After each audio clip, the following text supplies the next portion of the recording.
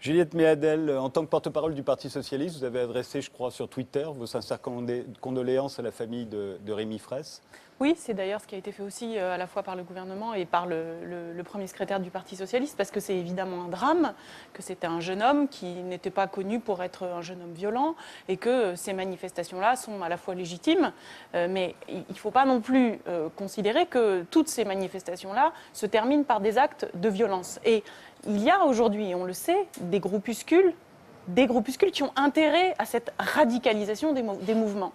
Et c'est un peu à ça aussi auquel il faut qu'on soit attentifs, nous, responsables politiques. C'est-à-dire que ne surtout pas faire d'amalgame entre des mouvements écologiques qui sont dans leur écrasante majorité des mouvements pacifistes et des groupuscules qui, en France, comme dans les années 70 ou même dans d'autres pays européens, ont intérêt à ce qu'il y ait une espèce de panique qui se développe et qui n'hésite pas à harceler les forces de police. Alors, il y a plusieurs groupuscules, il y a les Black Blocs dont on a entendu parler récemment, dont la stratégie est de harceler les forces de police jusqu'à ce qu'elles obtiennent une réaction qui va produire de la violence. Donc il faut bien distinguer ces deux mouvements-là et surtout ne pas instrumentaliser, ne pas considérer qu'il y a un lien de cause à effet entre des mouvements écologiques qui sont légitimes, qui sont aussi le signe que la société a une vraie vitalité démocratique et que dans un certain nombre de cas, il est important d'entendre ce que disent les associations, la société civile, quand elles ont des bonnes raisons de penser qu'il ne faut pas installer un barrage. Et ces mouvements-là qui sont dangereux pour le pays, qui sont des mouvements crépusculaires, les images que vous avez montrées de ce qui s'est passé à Nantes étaient totalement saisissantes parce que nous avons vu des jeunes avec des cagoules, armés, sans doute bien préparés, qui viennent juste pour casser et qui n'ont rien à voir avec des revendications politiques qui sont adressées au gouvernement et adressées aussi aux autorités locales dans le cadre de causes écologiques légitimes. Alors, nous a rejoint sur ce plateau Mathieu Burnel. Vous êtes l'un des 10 mis en examen dans l'affaire de Tarnac. Vous avez été accusé de faire partie du premier cercle de la cellule invisible réunie autour de Julien Coupat, qui aurait saboté des caténaires SNCF, selon un rapport de la section antiterroriste. Accusation que vous avez tous toujours réfutée. Le groupe de Tarnac est également soupçonné par la police d'avoir écrit un livre, L'insurrection qui vient, publié en 2006 par le fameux Comité Invisible. Ce même Comité Invisible qui a sorti la semaine dernière un nouveau livre intitulé « À nos amis ». Si je vous ai invité ce soir dans ce débat, c'est que le groupe de Tarnac soutient les luttes comme celle qu'on vient de voir dans ces extraits du journal télévisé et lutte dans laquelle Rémi Fraisse a trouvé la mort. Alors, c'est assez difficile de réagir comme ça à brûle-pourpoint. Premièrement parce que tout ce qui a été dit la semaine passée, depuis la mort de Rémi Fraisse, a été absolument ignoble. Ce qu'on vient d'entendre là à l'instant l'est, à mon avis, tout autant. Pour quelle raison? C'est assez simple, parce que des gens du gouvernement se sentent fondés à créer une équivalence, une symétrie entre des gendarmes, des militaires, qui utilisent des armes militaires, des grenades, contre des jeunes qui, eux, ont des cailloux ou des mottes de terre, qui en tuent un de ces jeunes. Et là, on dit, oui, mais vous savez, il y avait peut-être des casseurs. Oui, mais vous savez, il y avait aussi peut-être le Black Bloc. Et donc, j'entends, excusez-moi, je ne connais pas votre nom, mais vous parlez du Black Bloc, de ces casseurs. Mais est-ce que vous savez qui sont ces gens? Vous savez de qui vous parlez? Non, vous ne savez absolument pas. C'est juste des déclarations qui ont pour seul but de justifier l'espèce d'opération politique absolument crapuleuse qu'il y a eu à partir de la nuit de samedi à dimanche, parce que maintenant il est absolument clair que le gouvernement savait que les gendarmes avaient tué Rémi Fraisse dès la nuit. On sait très bien, à 2h du matin, tout ce qui s'est passé est absolument clair. À 2h du matin, un gendarme jette, il y avait des gros projecteurs, jette une grenade qui s'accroche sur Rémi Fraisse. La grenade explose, Rémi Fraisse tombe, les gendarmes le reprennent. À ce moment-là, vous ne me ferez pas croire un quart de seconde que dans la demi-heure, le président de la République n'est pas au courant, on ne dit pas « Ah, monsieur, il y a un problème ». Et pour autant, il a fallu attendre midi pour qu'il y ait une première dépêche AFP. Cette première dépêche AFP, qu'est-ce qu'elle raconte? Cette première dépêche AFP, elle dit « Oh, ben, les gendarmes ont trouvé un type mort, peut-être qu'il aurait pu glisser sur une peau de banane, mais peut-être même une peau de banane jetée par le Black Bloc ». Non, mais on va attendre l'autopsie. Il y a une autopsie. Oui, bon, l'autopsie, effectivement, bon, alors oui, c'est une explosion, mais ça pourrait peut-être être un cocktail Molotov, même s'il n'y en a pas eu dans... Laissez-moi terminer, vous avez parlé, laissez-moi terminer. Là où je veux en venir, c'est que le gouvernement, le procureur d'Albi, les gendarmes, les chefs de la gendarmerie, depuis le début, mentent. Et pour quelle raison? Évidemment, c'est pour dissocier le moment, le fait qui est absolument scandaleux, qui est absolument intolérable, qui est qu'un jeune de 21 ans soit tué par des gendarmes avec des armes militaires, dissocier ce fait de la réaction populaire que, très logiquement, il devrait faire naître. Et donc pour ça, vous avez joué la montre, vous avez menti, la gendarmerie est revenue 3 fois sur ses déclarations, et maintenant, évidemment, une fois que les choses se tassent, là, ah oui, mais on est vraiment désolé. Mais vous êtes désolé à quelles conditions? À quelles conditions? À la condition de relativiser la mort de ce jeune homme par le fait que, comme M. Chouquet ou je sais pas quoi de la gendarmerie le disait hier soir sur BFM TV, tout de même, moi j'ai eu 50 de mes gendarmes qui se sont foulés la cheville depuis 2 mois.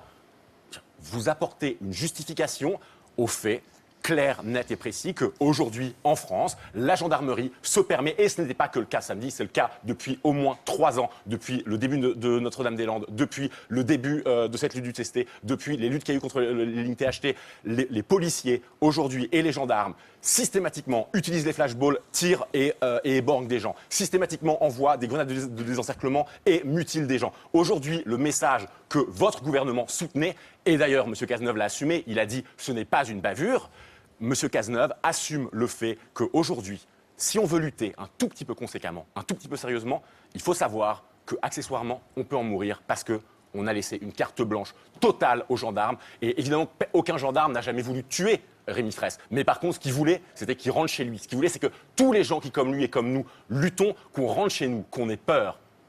Et juste ça, ça ne marchera pas. Ce que vous dites est tout à fait scandaleux parce que vous considérez que le gouvernement... Vous considérez que le gouvernement, dans cette affaire, a eu une action délibérée de dissimuler. Vous avez utilisé des mots qui sont totalement déconnectés de la réalité. Et je préfère m'en tenir aux mots qui ont été les mots notamment du père de ce jeune homme et des parents qui en ont appelé au calme. Parce que je pense que quand des mouvements manifestent, l'ensemble de nos concitoyens attendent de l'État qu'il garantisse la sécurité publique et afin qu'à nouveau il puisse y avoir des manifestations qui se déroulent dans le calme le plus maîtrisé par les forces de l'ordre.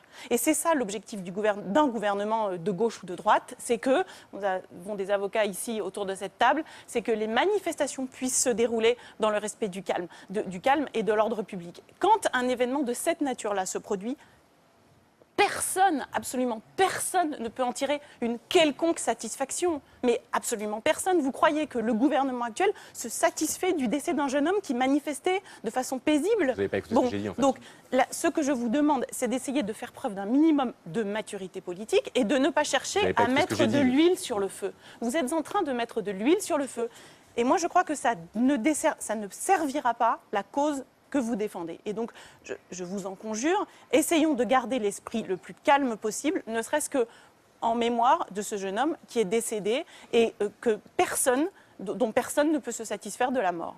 Pascal Bruckner. Si je comprends bien ce que vient de dire Monsieur Hollande, c'est le fascisme. Nous sommes dans une dictature policière où les gendarmes sont acharnés à liquider les moindres mouvements de protestation. Or, c'est exactement l'inverse. C'est parce que le gouvernement est faible que les mouvements dits insurrectionnels, entre guillemets, se lèvent. Et là, les protestataires ont gagné avec la mort de Rémi Fraisse une caution symbolique. Et donc maintenant, chaque fois qu'on s'opposera à eux, ils diront « Regardez, l'État a tué un jeune homme qui était contre la construction du barrage ».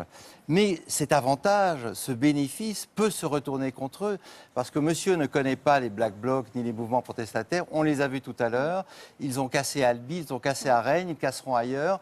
Et l'opinion publique va être exaspérée par ces mouvements-là qui, effectivement, vont finir par rendre la cause qu'ils prétendent défendre, c'est-à-dire la planète, insupportable à l'opinion publique. Ils se foutent de la planète. Donc le langage des insurgés cache simplement la volonté de casser à propos de n'importe quoi. Le barrage est simplement un prétexte pour aller dans la rue et affronter la police parce qu'il y a une sorte de jouissance de la part des manifestants à affronter les CRS ou les gendarmes. C'est comme un test de passage. Mais d'ailleurs, les Black Blocs et d'autres types de groupuscules ne fonctionnent pas de façon très organisée, c'est juste ponctuellement. Ils repèrent là où il va y avoir des manifestations. Alors, ça peut être sur l'écologie, sur un barrage, mais ça peut être sur autre chose. Ils se mettent d'accord sur Internet et ils se retrouvent juste avec l'objectif de casser. Donc, ils ont des armes, ils sont bien équipés et ils cassent. C'est Alain Bauer qui nous a expliqué ça. Oui. Corinne Lepage. Bon, je crois que c'est un langage de sourd, donc ce n'est pas la peine d'aller plus avant, parce qu'il y a une question qui est posée sur est-ce que le gouvernement savait ou ne savait pas. Vous répondez sur autre chose, et donc on n'y arrivera pas. Je crois que derrière tout cela, et là je vous rejoins, on ne peut pas, enfin moi je ne suis pas du tout d'accord pour assimiler des contestations d'ordre écologique. Est-ce qu'un barrage est une bonne affaire? Est-ce que construire Notre-Dame-des-Landes c'est intéressant ou pas?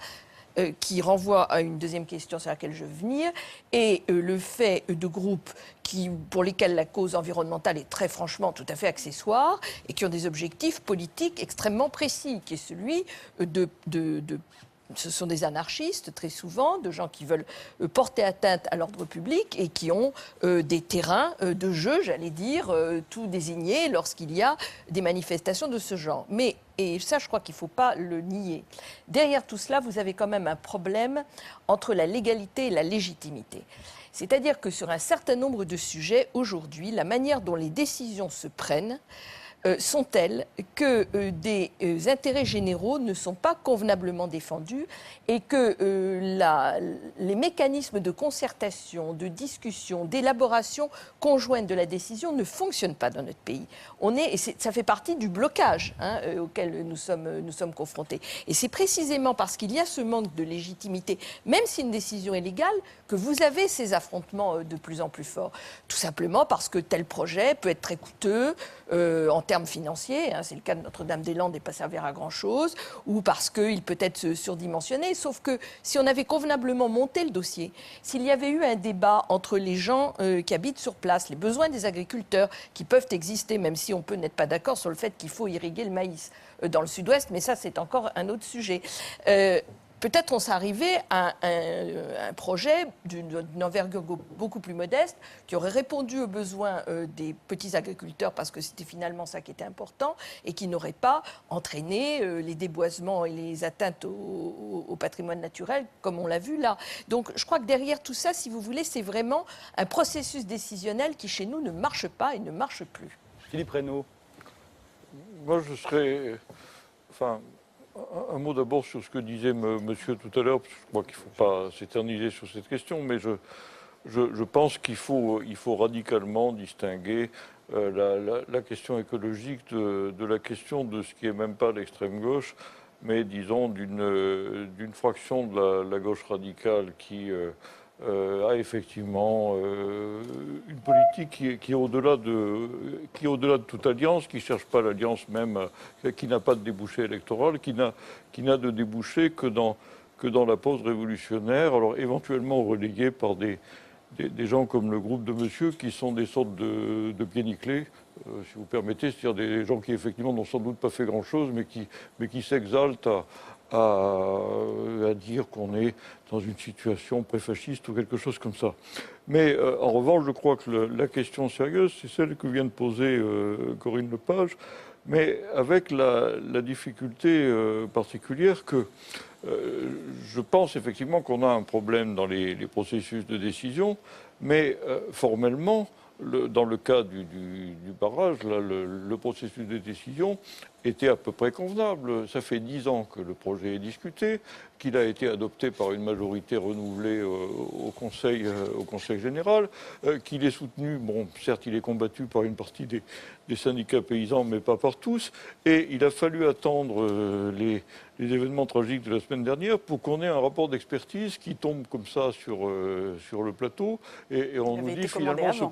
il a été commandé avant. Par Ségolène Royal. Il a été commandé avant, mais le résultat était connu au moment de la manifestation. D'accord, mais Ce qui explique que la manifestation était relativement pacifique, puisque le rapport disait que c'était pas très intéressant de faire ce barrage. Le rapport disait, mais vous savourez que je ne mets pas en cause, en l'occurrence, le gouvernement ni Mme Royal. C'est juste les faits, je dis simplement là qu'on a un processus qui est manifestement déficient, si vous voulez. C'est-à-dire que même si ça a été commandé avant, ça fait 10 ans que ça dure, et il y a quelque chose dans la démocratie française qui ne va pas, et qui fait, me semble-t-il, qu'on a d'un côté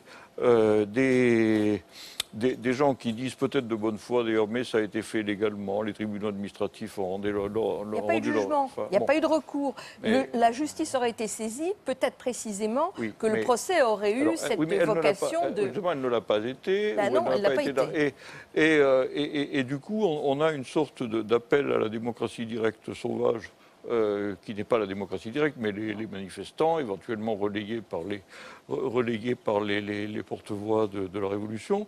Et c'est ça, me semble-t-il, qui est bizarre, c'est que ça donne quelque chose de préoccupant sur l'état de la démocratie française, indépendamment même de la question écologique sur laquelle je n'ai peut-être pas les mêmes sentiments que vous. Et je voudrais dire qu'il n'y a pas que ce barrage. En ce moment même, il y a énormément de lieux en France où on lutte, dans tous les sens d'ailleurs, pour ou contre l'écologie. Je vous propose 5 exemples là de ces dernières semaines où tout à coup on a eu alors soit des batailles, soit des manœuvres aériennes dont évidemment la préoccupation est toujours l'écologie.